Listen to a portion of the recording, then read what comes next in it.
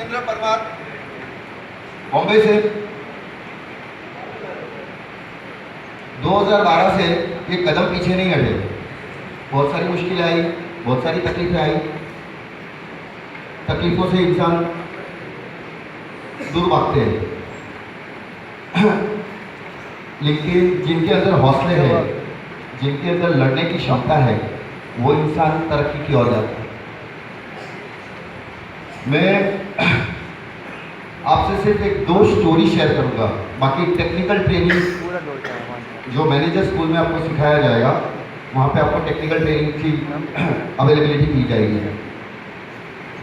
ये स्टोरी मैं हमेशा हर इवेंट में दोहराता हूँ, क्योंकि हम प्रोग्राम्स करते हैं, इवेंट्स में हम जाते हैं, जाके फिर हम सब चीज़ भूल जाते हैं। हम शेयर ज़रूर करते हैं, लेकिन जो मेमोरी है ना, वो मेमोरी हम छोड़ देते हैं, याद नहीं आती। फिर से हम लोग वही कारण, वही प्रॉब्लम्स, वही सिचुएशंस को क्रिएट करते हैं, पैनिक करते हैं, हम अपने आप को पैनिक करते हैं कभी कभी। ये नहीं होना चाहिए। तो मैं आपसे सिर्फ दो स्टोरीज शेयर करूँगा। ये स्टोरी सिर्फ आपको सुन के भूलना नहीं है, उसको याद रखना है। जैसे कि मोटिवेशनल बुक्स आप पढ़ते हो, कुछ अच्छी बातें आप सुनते हो, समझते हो, उसको शेयर भी करते हो, लेकिन इम्प्लीमेंट नहीं करते हो। किताब आपने बहुत अच्छी पढ़ ली, मान लीजिए शिव खेरा की मोटिवेशनल बुक्स है, उसके अंदर बहुत सा एजुकेशन है, काफ़ी लोग ने पढ़ी होगी, नहीं पढ़ी है तो वो बुक पढ़िए, बहुत नॉलेज मिलेगा उसमें। किताब पढ़ ली, बहुत अच्छी किताब है, आपको अरे बहुत नॉलेज है उसके अंदर, लेकिन जब एक्शन की बारी आती है, हवा सब निकल जाती है, इंसान वहीं फेल हो जाता है। तो मैं सबसे पहले अपने एक स्टोरी शेयर करता हूँ। एक विलेज था, गांव था, वो गांव में अचानक बाढ़ आ गई। बाढ़ आने की वजह से सब चीज़ तहस नहस हो गया। अब गांव वाले ये सोचने लगे कि अभी हम करें तो क्या करें, अभी ये गांव में सब कुछ तहस नहस हो गया है, तो हमें ये गांव छोड़ के दूसरे गांव जाना पड़ेगा। तो सब जन ने गाँव में मिलकर डिसाइड कर लिया कि भाई चलो अपने अपने जानवर, अपने अपने परिवार को लेके ये गाँव से लेके दूसरे गाँव चले जाते हैं। बस गाँव छोड़ते ही कुछ पहाड़ी रास्ते पे एक पंडित उनको मिला, एक साधु उनको मिला और बोला, गाँव वाले को देख के, एक्सक्यूज थोड़ा सा, गाँव वाले को देख के उस पंडित ने बोला, ये सारा गांव कहाँ जा रहा है, गांव के लोग कहाँ जा रहे हैं? बोले इस गांव में बाढ़ आ गई है, हमारा रहन सहन मुश्किल हो गया है और ये गांव का अभी कुछ नहीं हो सकता है, जमीन बंजर हो गई है, हमारे प्राणी जो है वो भूखे मर रहे हैं, हमारा परिवार भूखा मर रहा है। तो उस पंडित ने सिर्फ इतना ही कहा, ये गाँव दोबारा बच सकता है, ये गाँव दोबारा बच सकता है, सिर्फ एक छोटा सा आपको एक मिलके एक यूनिटी में काम करना पड़ेगा। तो कुछ मुखिया लोग ने देखा कि अगर एक छोटा सा साथ देने में अगर हमारा गांव दोबारा बच जाता है तो हम उसको देने को तैयार है। पंडित ने कहा कि ठीक है, अगर आप सब तैयार हो तो अपने अपने जानवर से दूध लीजिए और उसको एक हवन कुंड में सुबह सूर्य उदय से पहले उस कुंड के अंदर दूध को अपने अपने घर से लेके आइए, अपने अपने जानवर से ले लीजिए और उस हवन कुंड में रखिएगा। तो लोगों ने क्या किया, रात भर वो सिलसिला चालू रहा, अपने अपने जानवरों का बाल्टी भर भर के हवन के लिए सामग्री जो चाहिए थी वो हवन कुंड में डालना शुरू कर दिया। सूर्य उदय होने से पहले हवन कुंड भर गया था। सूर्य उदय होते ही जैसे उस हवन कुंड पे रोशनी गिरी तो पंडित जी जो थे, साधु जी थे, वो भड़क गए, बोले कि इस गांव का कल्याण नहीं हो सकता। तो मुखिया और गांव वाले बोले कि ऐसा क्या, कि ये क्यों नहीं हो सकता? आपने तो कहा था कि एक छोटी सी सामग्री अगर हम इकट्ठा कर लेते तो गांव फिर से बच जाएगा। दोस्तों, ऐसा उस साधु ने क्यों कहा होगा? हाँ, क्या डाला? पानी डाला। किस में डाला? लेकिन क्यों? सबको तो दूध डालने के लिए बोला था। ठीक है, चलो मैं क्लियर करता हूँ। रात के समय जब ये चीज़ जब बोली गई थी तो हर एक के दिमाग में ये आया कि मैं अगर दूध के बजाय एक बाल्टी पानी डाल दूँ तो क्या फ़र्क गिरने वाला है? जब सारे लोग दूध डाल रहे हैं तो मैं पानी डालूँ तो क्या फ़र्क गिरेगा?